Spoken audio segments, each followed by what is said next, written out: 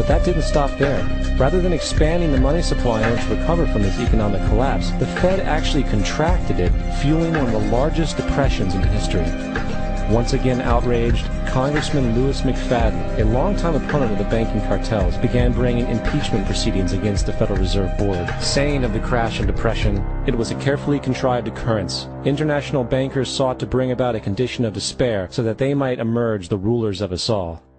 Not surprisingly, and after 2 previous assassination attempts, McFadden was poisoned at a banquet before he could push for the impeachment. Now, having reduced the society to squalor, the Federal Reserve bankers decided that the gold standard should be removed. In order to do this, they needed to acquire the remaining gold in the system. So, under the pretense of helping to end the Depression, came the 1933 gold seizure. Under the threat of imprisonment for 10 years, everyone in America was required to turn in all gold bullion to the Treasury, essentially robbing the public of what little wealth they had left. And at the end of 1933, the gold standard was abolished. If you look at a dollar bill from before 1933, it says it is redeemable in gold.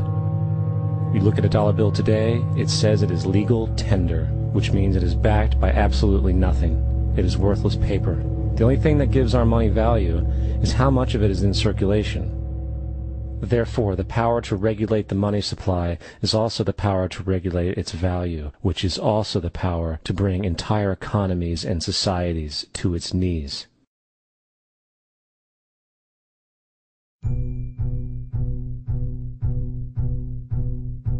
It's important to clearly understand, the Federal Reserve is a private corporation. It is about as Federal Express. It makes its own policies and is under virtually no regulation by the U.S. government. It is a private bank that loans all the currency at interest to the government, completely consistent with the fraudulent central banking model that the country sought to escape from when it declared independence in the American Revolutionary War. Now, going back to 1913, the Federal Reserve Act was not the only unconstitutional bill pushed through Congress. They also pushed the federal income tax.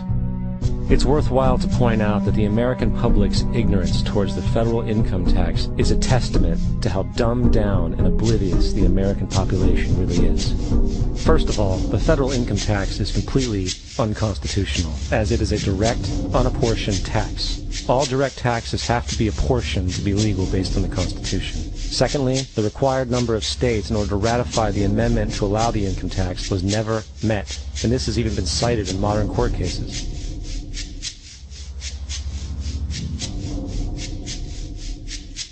Third, at the present day, roughly 35% of the average worker's income is taken from them via this tax. That means you work 4 months out of the year to fulfill this tax obligation. And guess where that money goes?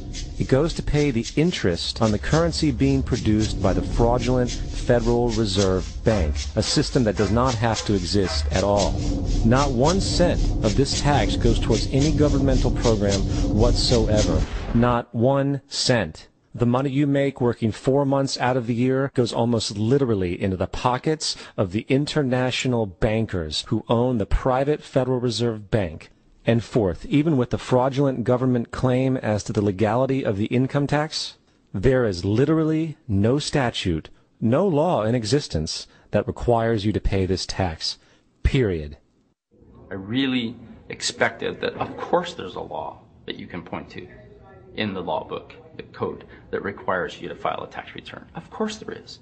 I was at that point where I couldn't find the statute that clearly made a person liable, at least not me and most people I know, and I had no choice in my mind except to resign. Based on the research that I did throughout the year 2000 and that I'm still doing, I have not found that law. I've asked Congress, we've asked a lot of people in the IRS commissioners, helpers. They can't answer, because if they answer, the American people are going to know that this whole thing is a fraud. I haven't filed an federal income tax return since I left. I have not filed a tax return since 1999. The income tax is nothing less than the enslavement of the entire country.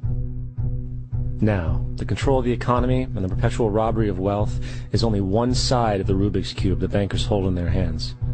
The next tool for profit and control is war. Since the inception of the Federal Reserve in 1913, a number of large and small wars have commenced. The 3 most pronounced were World War I, World War II, and Vietnam. World War I. In 1914, European wars broke out centered around England and Germany. The American public wanted nothing to do with the war. In turn, President Woodrow Wilson publicly declared neutrality. However, under the surface, the U.S. administration was looking for any excuse it could find to enter it. Woodrow Wilson's top advisor and mentor was Colonel Edward House, a man with intimate connections with the international bankers who wanted to end the war. In a noted observation by Secretary of State William Jennings, the large banking interests were deeply interested in the World War because of the wide opportunities for large profits. It's important to understand that the most lucrative thing that can happen for the international bankers is war, for it forces the country to borrow even more money from the Federal Reserve Bank at interest. In a documented conversation between Colonel House, Wilson's advisor, and Sir Edward Grey, the Foreign Secretary of England, regarding how to get America into the war, Grey inquired, "What will Americans do if Germans sink an ocean liner with American passengers on board?" House responded, "I believe that a flame of indignation would sweep the United States, and that by itself would be sufficient to carry us into war." So, on May 7, 1915, on essentially the suggestion of Sir Edward Grey, a ship called the Lusitania was deliberately sent into German-controlled waters, where German military vessels were known to be. And, as expected, German U-boats torpedoed the ship, exploding stored ammunition, sinking it in 18 minutes, killing 1,200 people. To further understand the deliberate nature of this setup, the German embassy actually put advertisements in the New York Times telling people that if they boarded the Lusitania, they did so at their own risk, as such a ship sailing from America to England through the war zone would be liable to destruction. In turn, and as anticipated, the sinking of the Lusitania caused a wave of anger among the American population, and America entered the war a short time after. The First World War caused 323,000 American deaths. J.D. Rockefeller made $200 million off of it. That's about $1.9 trillion by today's standards. Not to mention the war cost about $30 billion for America, most of which was borrowed from the Federal Reserve Bank at interest, furthering the profits of the international bankers. World War II. On December 7, 1941, Japan attacked the American fleet at Pearl Harbor, triggering our entry into that war. President Franklin D. Roosevelt declared the attack was a day that will live in infamy. A day of infamy indeed, but not because of the alleged surprise attack on Pearl Harbor. After 60 years of surfacing information, it is clear that not only was the attack on Pearl Harbor known weeks in advance, it was outright wanted and provoked. Roosevelt, whose family had been New York bankers since the 18th century, whose uncle Frederick was on the original Federal Reserve Board, was very sympathetic to the interests of the international bankers, and the interest was to enter the war, as we've seen, nothing is more profitable for international bankers than war. In a journal entry by Roosevelt's Secretary of War Henry Stimson, dated November 25, 1941, he documented a conversation he had with Roosevelt. The question was, how should we maneuver them into firing the first shot? It was desirable to make sure the Japanese be the ones to do this, so that there should remain no doubt as to who were the aggressors. In the months leading up to the attack on Pearl Harbor, Roosevelt had done almost everything in his power to anger the Japanese, showing a posture of aggression. He halted all of Japan's imports of American petroleum. He froze all the Japanese assets in the United States. He made public loans to nationalist China and supplied military aid to the British, both enemies of Japan in the war, which, by the way, is completely in violation of international war rules.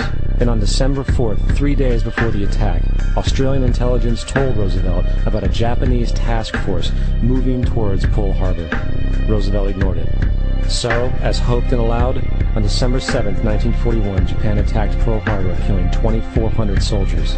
Before Pearl Harbor, 83% of the American public wanted nothing to do with the war. After Pearl Harbor, 1 million men volunteered for the war.